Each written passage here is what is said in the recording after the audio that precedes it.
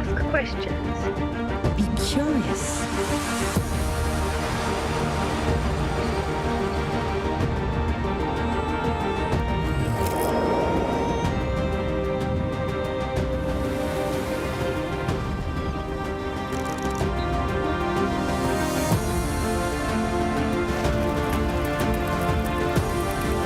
Those who can imagine anything can create the impossible.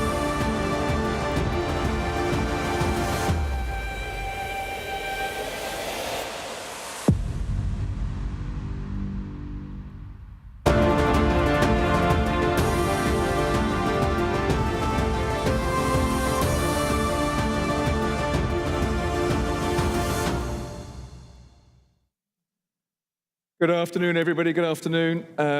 It's great to be back on the keynote stage again this year for what I think is going to be one of the most exciting and certainly entertaining sessions that we have in the keynote program for the whole of the event. It's been a turbulent year for this industry. We've seen divestments, we've seen mergers, we've seen new technologies like satellite and others come into the marketplace. But nonetheless, it's been a fantastic year. Nevertheless, challenges remain.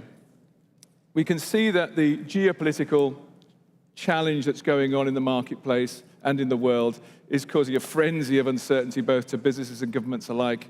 And there's no question it's starting to throw a very sharp spotlight onto both the regulatory and the market conditions that you're seeing in Europe. And I think it's fair to say that the regulators in Europe are being asked to look at the market again, or risk perhaps being seen as a difficult market to do business in, given the regulatory schemes that are here at the moment.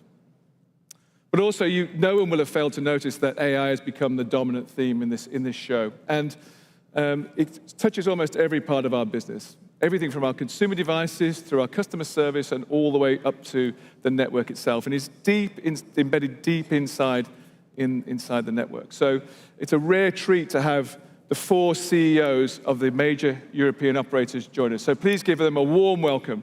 Can you please welcome Mark Murtha, who's the CEO of Telefónica? Can you welcome Tim Hoekes, the CEO of Deutsche Telekom?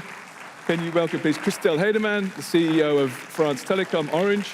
And also, could you welcome Marguerite Valdevale? Thank you very much. CEO of Vodafone. Thanks, Tim. Thank you, Marguerite. Thank you. So where should we start? Mark, you're our host here this year, so welcome. It might not be your first time here, but it's your first time as CEO of Telefónica. It is my first time as CEO of Telefónica. And you had a keynote on this stage this morning? I did, yes. You talked a lot about where we are in terms of Europe in our global competitiveness. So in your mind, do you think it's already too late for Europe? That was kind of some of the tone I thought this morning. So no, I don't think it is too late. I do believe that in life and in business, calamities are inevitable, but decadence is not. We have a huge market. We have deep know-how, fabulous engineering companies. We're still the most advanced market in certain markets like the bio market, and we still have companies like our 4 companies that know how to operate networks like nobody, that know how to deal with clients and customers, and that know where things are going. But it is my view, and I would say other people's view, that we operate in a fragmented market that is like playing football with a hand tied to our back. So what we're saying is, listen, if you untie our hand, we'll score a few goals. Especially in Barcelona, I guess. Exactly. Do you think that we have all the assets we need in telco to become that kind of ICT leader as well? I'm sure everybody else is going to talk about that in a second. So, I mean, one has to be careful, and I think we all need to be careful with regards to our judgment, because it's easy to spout out ideas and words. So that's the first thing I'd say. The second thing is that the future is not written. It has to be written by everybody. But if we analyze our assets, we have a market, we have advanced governments, we have rule of law, we have great professionals. So we have all the conditions to be able to become an even more advanced market and to develop technology and affect people's life. But it means that we need to change the way we do things. I think we need to change as companies, and certainly Telefónica, we need to advance, but I think European regulators and member states need to change. And the reality is that change always comes, I don't know if I would describe it as a cost, but change isn't easy, because there are consequences to the decisions, there are risks that you have to take, and risk comes with return, but risk can have some consequences that those making decisions aren't very sure that that is the way to do it. But in technology, I would say that we need to make decisions, we need to take risks, and we need to change. If we continue doing the same things as today, we'll continue getting the same results. Thank you very much, Mark. Thank you. Okay, maybe we can talk about what businesses are going to become, and that's a journey. But for all four of you, you've still got to run a telco business that has ambitions elsewhere as well as what might be going on. Where are we with 5G? That's kind of the leading. What do you think? Well, first of all, let me say that as telcos, our first job is to connect everyone, wherever they are. And here on stage today, you have the champions of European connectivity. Together, we connect 300 million customers across Europe, and we invest every year over 20 billion in all areas of connectivity. It's not just about 5G, all the way from subsea cable to satellites. We also employ, and this is perhaps less known, thousands of security experts because we need to connect our customers safely.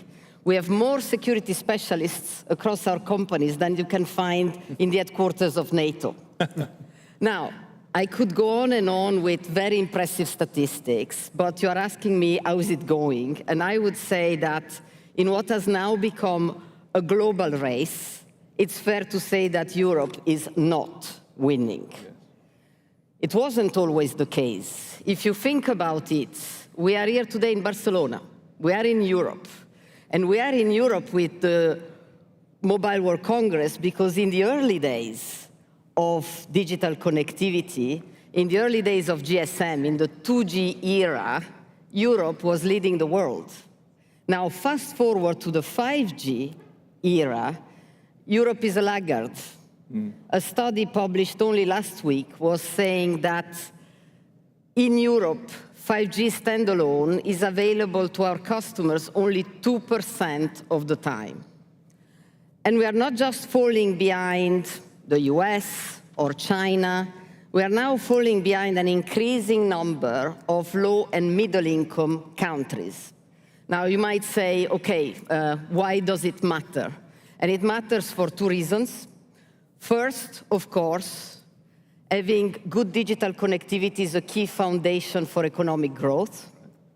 And second, we are at risk of building digital dependencies, digital technology dependencies, as Mark was highlighting. Europe is increasingly a technology taker as opposed to a technology maker. I'll give you an example. We all know that in the cloud market, the market is effectively made by a handful of very large, non-European companies, while those companies are gradually becoming dominant in some areas of connectivity, like submarine cables. And we know what's happening around satellites. You could even consider a scenario in which, in a few years from now, European operators will have to ask hyperscaler to carry some of their telco traffic. But I completely agree with Mark. It doesn't need to be this way, and it's really in our hands to change that. So what do you think? I think it's a fairly well-known story that 5G, at least in Europe, is a little bit behind the global race. What do you think we need to do what is it that you can do as operators to be able to make that change? What is it that you can do?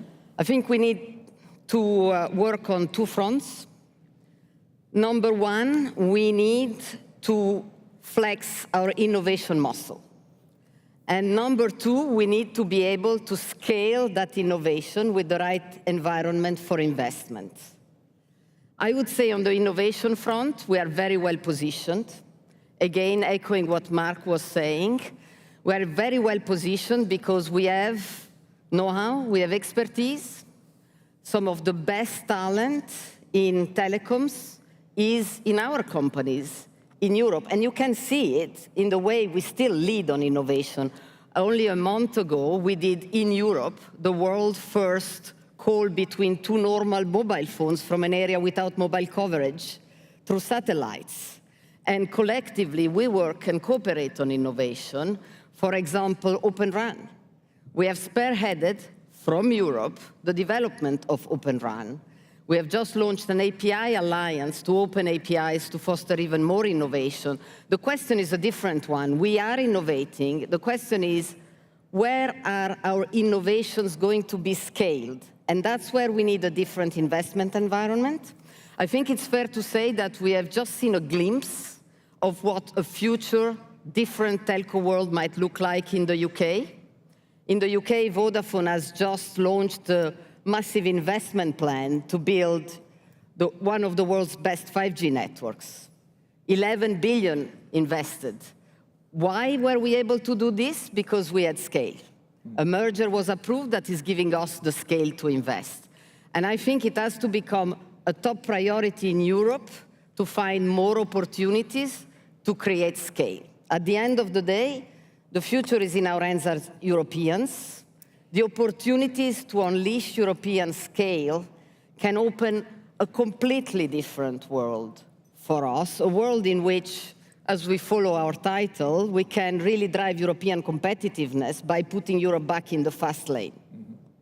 We'll come back to scale in a minute. I think Tim's going to talk about that, at least. I know you're planning to talk about scale later on. Christel, I mentioned AI. I think just to move on and say, so we've talked about 5G. Very, very few conversations are happening this week where 5G and AI aren't in almost the same breath. Clearly, they're going to be very close cousins going forward. But can operators truly have a place in the AI landscape? And if they can, how does that work? Where do operators fit in? Well, I think what's very interesting, and you see it in Mobile World Congress, is that AI is everywhere. But we have to realize that the AI race is really just starting. And I think if we look today at the amount of investments behind LLM, I mean, 75% of the investments are made in the US, no doubt. And probably a big chunk of the rest being in China. So Europe is only doing a small part. But AI will not be just about LLM. And so we tend to apply the model that we've seen from the cloud and the consumer web to AI. But AI disruption, and this is really a disruption, and it's a revolution that we will embrace, that we already embrace, is going to be very different. Why is it going to be different? Because AI innovation will happen mostly at the edge. And I think what you see here, this year in Barcelona, is a lot more about AI phones, AI PC, and we are just scratching the surface. We haven't really seen yet the mass of investment and innovation that will come from that. So that means what's going to happen? Of course, there will be, and there's going to be a lot of innovation in LLMs, and we see some of them. DeepSeek actually was actually a moment in the past months because it showed to the world that innovation is moving very fast, and because there's a lot of open source innovation, and we embrace open source in our industry, actually the barrier to entry is going to be a lot lower for AI than it's been historically in the cloud or maybe in the consumer web environment. If you think about where we were 20 years ago, some companies have disappeared. I mean, we were talking about Yahoo and other companies that still exist, but they are not at the valuation that were there. We are still at that moment on AI. And so a lot will happen at the edge, in the hands of consumers, in the hands of companies. And guess what? What sits between the cloud and the edge? Us. So who's going to be able to be this platform, this secure platform, that will be able to combine the best of both worlds? Because the reality is that AI only in the cloud will not work. I mean, resources will not work, and that's not going to happen because the amount of energy that would need to be consumed, the amount of traffic that would sit on our networks would not fly. AI only at the edge may not work as well for some use cases, but we believe that the world will be indeed frugal AI, maximum at the edge, I mean, as frugal as possible, given the limited resources we have. And that's where, obviously, we play a very important role. And that's really something that we embrace, obviously, first focusing on what AI can bring as efficiency for our companies, because we still fight for efficiency, but more importantly, what will networks for AI look like? And this is really something that we're embracing, and that's fascinating and very exciting for our industry, because that's maybe a new revolution in our industry, such that we haven't seen for 20 years. And do you think AI innovation in a telco, is that possible? Do you have what you need? A little bit the same question I was asking earlier. Do you have the right skills and assets and what you require in order to become an AI innovator in the same way that some of those companies, 75%, are definitely those AI innovators on the West Coast? Well, I think, our industry has learned that we have to work with an ecosystem of partners. The technology will not come from us. We are good at integrating technology and, by the way, working on standards. Today, if you think about, roaming is something that works in our network, and you travel, you can use our networks and you keep the same device. But think about an AI phone. If you travel, you want it to work. So that's going to require, of course, collaboration within our industry, and that's something that we know how to do very well. So we will work with the best technology. Of course, we want European players as well to be successful, so we will enable that ecosystem, and as we integrate AI in our networks, we talk a lot about 5G. AI will be probably the killer app of 5G, because 5G slicing, all the capabilities that 5G embeds have not really been used, because 5G was really designed for B2B use cases, but AI will probably be the real test case of real 5G application, using all the capacities and capabilities that 5G has already, that we have in our network. And of course, when we think about next generation network, it's software-driven networks, it's fiber, all of that we've been investing. Now, the question for us is really, how do we monetize that? Yes. Because our industry, and I think in Europe, we still struggle to attract investment, to attract innovation, even though we have great startups and we have a great innovation landscape. Thank you. Tim, I'd like to give you an opportunity to give us some of your view as well. T-Mobile have businesses in the US, and they have obviously businesses in Europe. Probably unique amongst the group here. Latin America, obviously, for our friends from Telefónica. But how do you see that world? Because you can see that a little bit more closely in that kind of span of the Atlantic, I guess. The US ecosystem is the winning ecosystem in every regard. And after the merger and the consolidation onto 3 players for the whole American market, we see the benefits of it. After 3 years, we have 98% coverage of 5G, and the prices went down by 12% in the market. At the same time, the value which is created out of the market is double the size, and we can invest more into this whole ecosystem. Spectrum is not being rented out and is an extra tax for European governments. It is being sold and being used indefinite. So we can really allocate that in a much better way.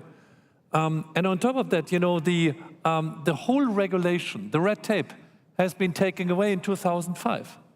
So this industry is free. It's creating new innovations. It's expanding. It's always trying something new, and it's much more dynamic than what's happening here in Europe. And the consequence is that the valuation of the companies in the US is more than triple of the valuation of the companies which we have here in Europe.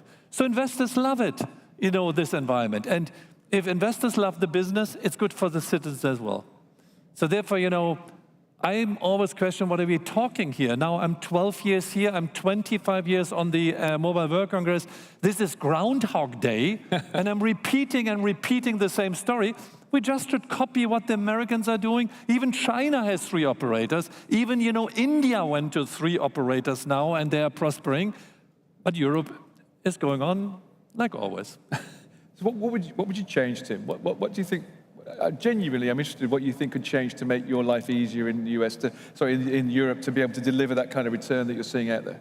Look, by the way, the first thing is to be very clear. It doesn't help to always, blame regulators. I was going to say, you can't regulate. It doesn't make sense to blame politicians. No. It doesn't make sense. And especially not if you're leading a company or an entrepreneur. You have to make your choices. You have to live with these dependencies in which you're operating. And this is what Deutsche Telekom did. We doubled down on activities in the US. Today, we are making 80% of our business outside of Germany. We make 65% of our revenues in the US. And, I'm the clean house in a dirty street. Yeah, so because the European telcos are suffering big time, So therefore, I'm a happy camper. But what can we do? And we thought about the four of us, what we can do. The first thing is we don't have a single market, and we put it out here.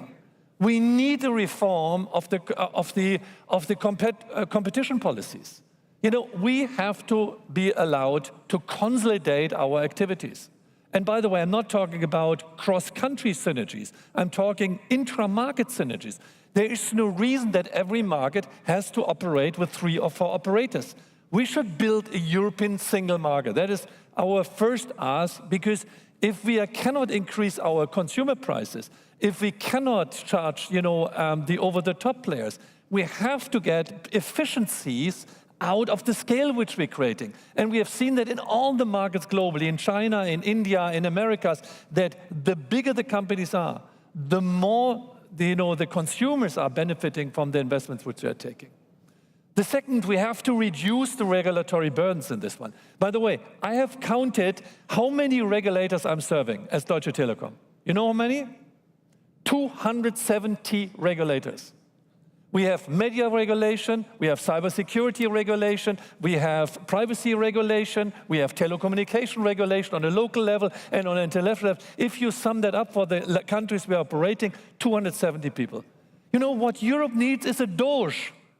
We need an initiative to cut down, this bureaucracy and this administration here, because there are 10,000s of people sitting there and administrating our industries. And by the way, they do their job. And they do it with passion. But they're not unfreeing the power of our industry going forward. What we need on top of that is, we have to take out the uncertainties out of the investment environments. Think about the 5G. Christelle talked about it. Are we allowed to do slicing in your market? Is it a violation of net neutrality, yes or not? How can we enable all the services in IoT and alike if we do not know what the regulatory environment around that is and what it means for us? So another kind of red tape, which is sitting on one of the most innovative technologies, enabling the wealth of the future. And maybe the last topic is about fairness. Look, the question is, a lot of the traffic is coming into our networks by the over-the-top players. Being the metas of this world who are, attracting customers with their services. What they get is data, is getting transferred back to them. Now, if this is, creating value for them, I have no problem with that. Don't take me wrong. But they're using our pipes. Right. And the pipes are increased, capacity by 30 to 50% every year. You know who's paying the bill? Us. And by the way, we are not getting any kind of charge back for that one. It's a free service we are offering because there's no interconnection whatsoever. And I think even they should contribute a little bit to the investment needs which our industry has. Well, and I think that's fair share, or whatever it's called these days. It's called something else today, isn't it? But I think that's an interesting topic. I'm not sure it's the answer to everything that we're looking for in terms of scaling the business and making it better. Well, if let's say we give you all this, if we give you all of this, how would you grow your business? You can't regulate to growth, or deregulate to growth, perhaps that's a better way of putting it. How do you think you might be able to deliver a business that's different and better and scalable if we were able to give you at least some of these kind of demands? With more investments, it's as simple as that. I was making the example of the UK. We are moving from 4 to 3, the famous 3 players in one market. And it matters that it's in one market because our antennas are in the ground in every market. And with that, you get investment. And as the UK antitrust has said, more investment on 3 networks is better than less investment on 4 networks for customers. It is better for the customers, it's better for innovation, it's better for Europe. I think the words I would like to live with, I was thinking about what Tim was saying about Groundhog Day. We have done a lot of these. I think now it's our time. It's the time to move from Groundhog Day to European Renaissance in digital. That's a very good way of putting it. Christelle, I mean, what would you do? What would you do for Orange? How would you make it different to get? Well, I think that's what we've said. It's all about investments, because today our investors are looking at our plans and they punish us when we invest more. What we want is investments that we know will drive scale, and scale brings lower cost per gigabytes, then so it's cheaper price for consumers and ability to then invest in the ecosystem, and then you create this virtuous circle. So it's really, I mean, let's revisit the way today we've structured the market where investment is bad. Today, seen from the investment world, more investment in Europe is actually a bad thing. We need to change that. We need to make sure that the more we invest, the more we create capacity to create scale, and then with scale comes innovation, comes cheaper price, comes more innovation, and then we also help the ecosystem, because we work with a lot of players, small companies, startup, European companies, tech giants. We want to work with everyone. We don't want to build borders around Europe, but we also need to make sure that there's a European ecosystem that can benefit from more investment from us. And of course, we don't want to just say we invest on tech giants from China or the US, but there's also a lot of smaller companies in Europe that would benefit from more investment from us. Mark, maybe I should leave the last word to you as the host, our host here in this beautiful city. And you're new to this business, so you're seeing it with fresh eyes. How do you see it in 8 weeks into the job? Well, I'm sort of new to the business. I was in the business 20 years ago. Of course. Sorry, 15 years ago. Was the same. I mean, there's... sorry? Some things are the same, some things are same old, some are not, certainly. I think there's the paradox, as I see it, is that we have quick wins within this industry. And in my experience, quick wins are very hard to come by. There's a lot of things that we think need to change and need to improve, but with just tweaking the system and allowing us to consolidate and allowing us to invest, which Crystal was saying, it's not usual to be in an industry where the operators are claiming, please let us invest, please let us improve client experience, please let us offer more services, please let us hire more highly qualified people and assume risks, and please, you know, let us unleash some of our people that are working with all the regulation to focus on creating technology. I do believe regulation is necessary, but you know, the poison is in the dose. A bit too much and it can kill you, a bit too little and there's nothing there. I think that's a fantastic place to finish. Will you please join me in thanking the panel for a wonderful question? Thank you. Thank you very much indeed. Thank you.